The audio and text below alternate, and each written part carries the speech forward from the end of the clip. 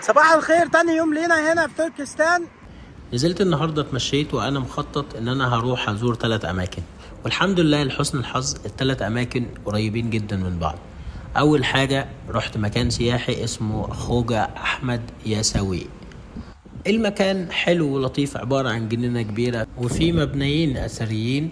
اخدت صورتين ورحت ماشي. بعدين كان في حوالي ساعة على ظهر الجمعة، فقلت انتظر كده شوية. انتظرت لحد ما جه وقت الاذان، دخلت المسجد كان فاضي شوية، اتملى.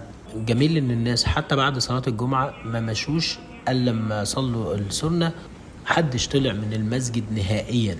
بعدين كان في جنينة ورا احمد يساوي، قلت اروح اتفرج عليها.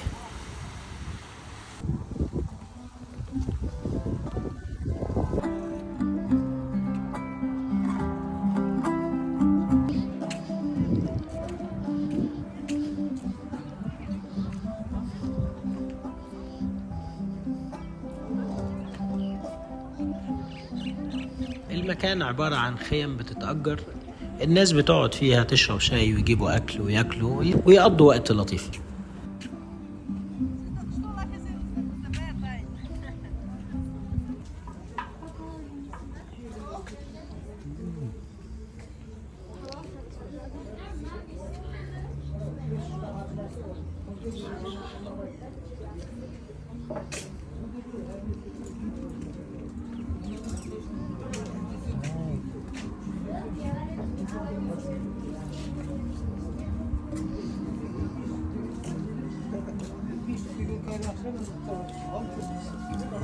بعدين لقيت الدنيا شمس، قلت اروح اريح شويه. روحت غسلت هدومي، بعدين نزلت السوبر ماركت اشتريت كام حاجه. عارف بقى ايه اكتر حاجه تتجاب من كازاخستان؟ بس انا شايف ان احسن هديه ممكن الناس تهادي بيها هي شوكولاته كازاخستان.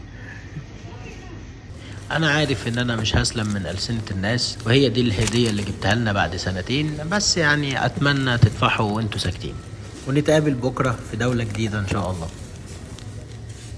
متنسوش تشتركوا في القناة وتفعلوا الجرس.